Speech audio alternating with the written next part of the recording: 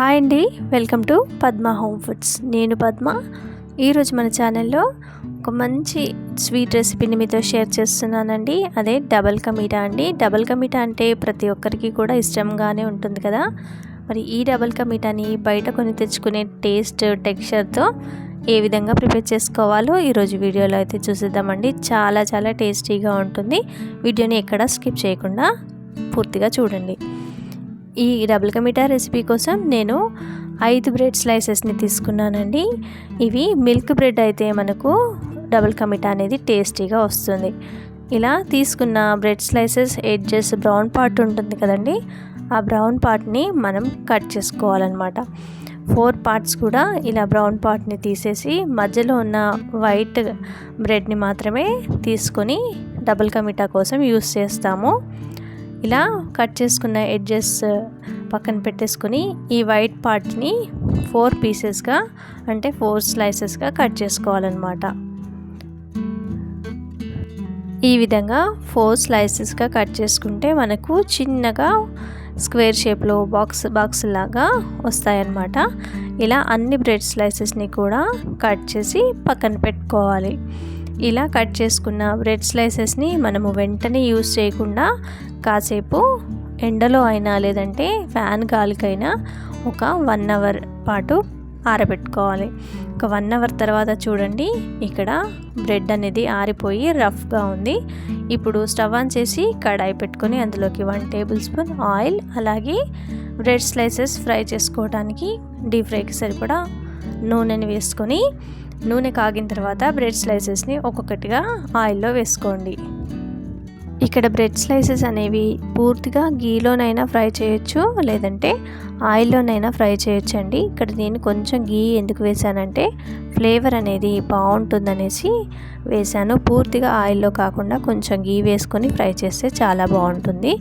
ఇలా వీటన్నిటిని కూడా లో టు మీడియం ఫ్లేమ్ పెట్టుకొని ఈ స్లైసెస్ అన్నీ 2 సైడ్స్ కూడా మంచి గోల్డెన్ బ్రౌన్ కలర్ వచ్చే వరకు కూడా ఫ్రై చేసుకోవాలి. హై ఫ్లేమ్ మాత్రం అస్సలు పెట్టకూడదండి. హై ఫ్లేమ్ పెడితే తొందరగా మాడిపోతాయి అన్నమాట. ఈ విధంగా 2 సైడ్స్ కూడా బ్రెడ్ స్లైసెస్ని మంచి కలర్ వచ్చే వరకు కూడా ఫ్రై చేసుకుని వీటన్నిటిని కూడా ఆయిల్లో నుంచి బయటికి ప్లేట్లోకి తీసుకోవాలన్నమాట. ఇలా తీసుకున్న తర్వాత మిగిలిన బ్రెడ్ స్లైసెస్ అన్నీ కూడా మనం ఇదే విధంగా ఫ్రై చేసుకోవాలన్నమాట. ఇలా ఫ్రై చేసుకుంటే మనకు డబల్ కా మీఠాకి కావాల్సిన బ్రెడ్ స్లైసెస్ అన్నీ కూడా రెడీ అయిపోతాయి. ఈ విధంగా మనం అన్ని బ్రెడ్ స్లైసెస్ని కూడా ఈవెన్గా మంచి గోల్డెన్ బ్రౌన్ కలర్ వచ్చే వరకు కూడా ఫ్రై చేసుకొని పక్కకు తీసుకోవాలి. ఇప్పుడు అదే కడాయిని కొంచెం క్లీన్ చేసుకొని ఒక 1/2 టేబుల్ స్పూన్ వరకు నెయ్యి వేసుకొని, నెయ్యి కరిగిన తర్వాత ఇందులోకి 10 నుంచి 15 కాజుని తీసుకొని లైట్గా ఫ్రై చేసుకోండి. ఇవి లైట్గా ఫ్రై అయిన తర్వాత ఇందులోకి కిస్మిస్లను కూడా యాడ్ చేసుకొని ఇవి కొంచెం బెలూన్స్ లాగా అయ్యే వరకు ఫ్రై చేసుకోండి. ఇవన్నీ ఫ్రై అయిన తర్వాత వీటన్నిటిని కూడా ప్లేట్లోకి తీసుకొని ఈ కడాయిని కొంచెం క్లీన్ చేసుకోండి. ఇప్పుడు ఇందులోకి ఒక 1/2 కప్పు షుగర్ని వేసుకోండి. షుగర్ని మెల్ట్ చేసుకోవడానికి ఒక 1.5 కప్పు వరకు వాటర్ని వేసుకోండి. ఇలా ఒక 1.5 కప్పు వరకు వాటర్ని వేసుకున్న తర్వాత షుగర్ అంతా మెల్ట్ అయ్యే వరకు ఈ విధంగా మీడియం ఫ్లేమ్లో మరిగించుకోండి. తర్వాత ఇందులోకి కొంచెం ఆరెంజ్ ఫుడ్ కలర్ని వేస్తున్నానండి. ఇది ఆప్షనల్ మాత్రమే. ఇలా ఫుడ్ కలర్ వేసుకొని మీడియం ఫ్లేమ్లో ఈ షుగర్ సిరప్ అంతా కూడా మరిగించుకోండి. కొంచెం స్టిక్కీగా వస్తే సరిపోతుందండి. పాకం రావాల్సిన అవసరం లేదు. ఇక్కడ స్టిక్కీగా వచ్చిన తర్వాత నేను ముందుగా వేయించి పెట్టుకున్న బ్రెడ్ స్లైసెస్ని ఇందులోకి యాడ్ చేసుకున్నాను. ఈ విధంగా యాడ్ చేసుకున్న తర్వాత నెమ్మదిగా ఈ బ్రెడ్ స్లైసెస్ అన్నీ కూడా షుగర్ సిరప్లో డిప్ అయ్యే విధంగా అన్నిటినీ కూడా డిప్ చేసుకోండి. కానీ మనం మొత్తం వీటన్నిటిని కూడా కిందికి పైకి అస్సలు కదిలించొద్దండి. ఈ విధంగా అటు ఇటు నెమ్మదిగా కదుపుకుంటూ వీటిని టర్న్ చేసుకోవాలి. ఇలా కొంచెం కదుపుకున్న తర్వాత ఇందులోకి ఒక 1 టీ స్పూన్ యాలకుల పొడిని కూడా యాడ్ చేసుకోండి. తర్వాత నెమ్మదిగా కదుపుకోండి. ఎందుకంటే షుగర్ సిరప్లో యాలకుల పొడి కరిగిపోవాలి కదా, కాబట్టి నెమ్మదిగా కదుపుకోండి. ఇక్కడ నేను కోవాని యూస్ చేస్తున్నానండి. కోవాకి బదులుగా మీరు పాలని థిక్గా చేసుకొనైనా యాడ్ చేసుకోవచ్చు, కానీ కోవాని నేను యూస్ చేస్తున్నాను. ఈ కోవాని ఈ విధంగానే వేస్తున్నాను అనమాట. ఇలా వేస్తే చాలా టేస్టీగా ఉంటుంది. అచ్చం మనం బయట కొన్న టేస్టే వస్తుందన్నమాట. అక్కడక్కడ మనం తింటుంటే కోవా బ్రెడ్స్ స్వీట్గా తగులుతుంటే చాలా చాలా బాగుంటుందండి. ఈ విధంగా చూడండి, షుగర్ సిరప్ అంతా కూడా బ్రెడ్స్ మొత్తం అన్నీ పీల్చేసాయి కదా. ఈ విధంగా కలుపుకుంటూ ఇందులోకి మనం ముందుగా వేయించుకున్న జీడిపప్పు కిస్మిస్లను కూడా యాడ్ చేసుకోవాలి. ఇక్కడ మీకు కోవా అనేది అక్కడక్కడ ఉంది అని అనిపిస్తుందేమో, కానీ కోవా అనేది బ్రెడ్స్కి పట్టి అక్కడక్కడ వైట్గా బ్రౌనిష్గా చాలా బాగుంటుందండి. ఈ విధంగా సిమ్లో మనము ఈ విధంగా కొంచెం సేపు అంటే 1 నిమిషం పాటు వేయించుకొని ఫైనల్గా డ్రై ఫ్రూట్స్ అంటే బాదం కాజుని వేసుకొని స్టవ్ని ఆపేసామంటే మనకు డబుల్ కా మీఠా అనేది రెడీ అయిపోతుందండి. ఇక్కడ నేను స్టవ్ని ఆపేసి బౌల్ని కిందికి దింపేసుకున్నాను. సర్వింగ్ బౌల్లో సర్వ్ చేసి ఇంట్లో వాళ్ళకి పెట్టి మనము తింటుంటే బయట కొన్న టేస్ట్ అనేది కంపల్సరీ ఆస్వాదించాల్సిందే, అంత టేస్టీగా ఉందండి. మరి ఈ రెసిపీ మీరు కూడా ఒకసారి నేను చెప్పిన మెథడ్లో ట్రై చేయండి. మీకు ఎలా కుదిరిందో మీ ఫీడ్బ్యాక్ని కామెంట్లో తెలియచేయండి. హైదరాబాదీ స్టైల్లో అదే టేస్ట్ అదే టెక్స్చర్తో కద్దుకి కీర్ని ఎలా ప్రిపేర్ చేసుకోవాలో చూద్దామండి. చాలా టేస్టీగా అదే టెక్స్చర్తో మరి ఏ విధంగా ప్రిపేర్ చేయాలో చూద్దాం. ఇందుకోసం సొరకాయని ఒక 1/2 kg వరకు తీసుకొని పీల్ ఆఫ్ చేసుకుని ఈ విధంగా గ్రేట్ చేసి పెట్టుకోవాలి. ఇలా గ్రేట్ చేసిన సొరకాయ తురుము అనేది నాకు 400 grams వరకే అయిందండి. ఇక్కడ 1/3 కప్పు సగ్గు బియ్యంని అదే సాబుదానాని తీసుకొని 1 గంటన్నర ముందు నానబెట్టుకున్నానండి. సాబుదానా అనేది పర్ఫెక్ట్గా నానిపోయింది. తర్వాత కోవాని నేను ఇంట్లోనే ప్రిపేర్ చేసుకున్నాను. ఇది ఒక 1/2 కప్ వరకు తీసుకోవాలి. అలాగే ఒక 1 లీటర్ వరకు ఫుల్ ఫ్యాట్ మిల్క్ని తీసుకోవాలి. కీర్ టేస్టీగా రావడానికి డ్రై ఫ్రూట్ మిక్సర్ వేసుకోవడానికి ఇక్కడ బాదం జీడిపప్పును తీసుకున్నానండి. అలాగే యాలకుల పొడి ఒక 2/3 కప్ వరకు షుగర్ అండి. ఇప్పుడు ఒక బౌల్ తీసుకొని అందులోకి మనం తీసుకున్న 1 లీటర్ పాలని యాడ్ చేసుకోవాలి. ఈ విధంగా పాలన్నీ యాడ్ చేసుకోవాలి. ఇందులో వాటర్ అనేవి అసలే యాడ్ చేయకండి. ఇలా పాలు యాడ్ చేసుకొని స్టవ్ మీద పెట్టుకొని మీడియం ఫ్లేమ్లో అడుగు అంటకుండా బాయిల్ చేసుకోండి. అంతలోకి మరొక పక్కన స్టవ్ ఆన్ చేసుకుని కడాయి పెట్టుకొని మనం గ్రేట్ చేసి పెట్టుకున్న సొరకాయ తురుముని వేసుకొని ఒక 2 నిమిషాల పాటు వేపుకోండి. ఇలా వేపుకుని తర్వాత ఇందులోకి 1/2 కప్పు వాటర్ని వేసుకొని ఈ వాటర్ అంతా ఎగిరిపోయే వరకు కూడా వేయించుకోండి.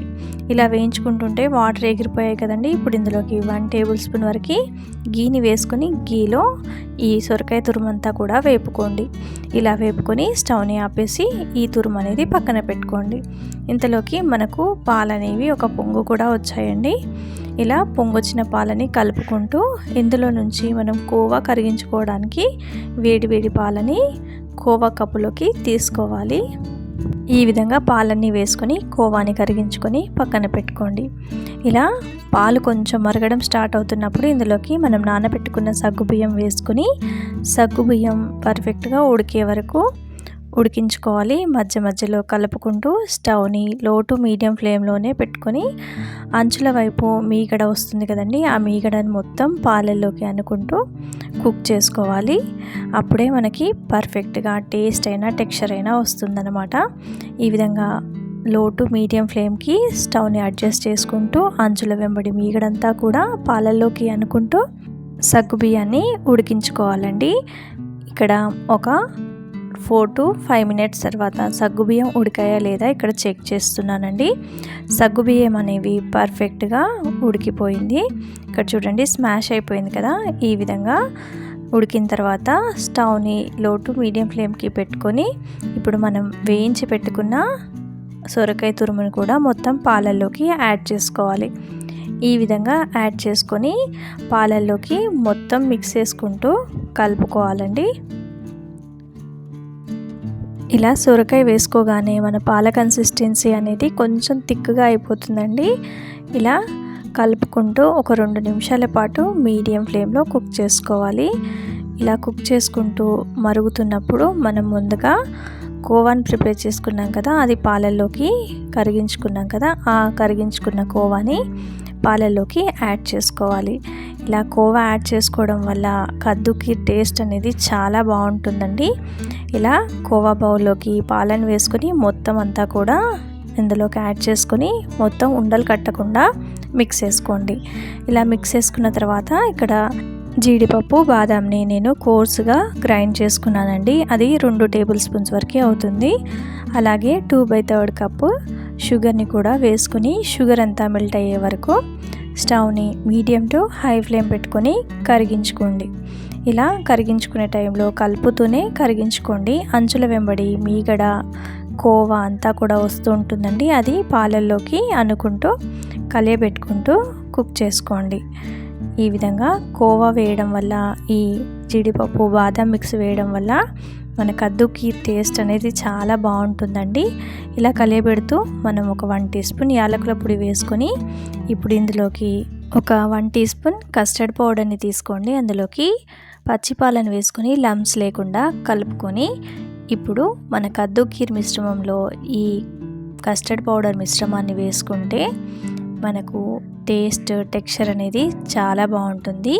లేదంటే మీరు కండెన్స్డ్ మిల్క్నైనా యాడ్ చేసుకోవచ్చు. కండెన్స్డ్ మిల్క్ కంటే కూడా ఇలా కస్టర్డ్ పౌడర్ వేయడం వల్ల టేస్ట్ అనేది చాలా చాలా బాగుంటుంది. అలాగే టెక్స్చర్ అనేది కొంచెం థిక్గా అవుతుందన్నమాట.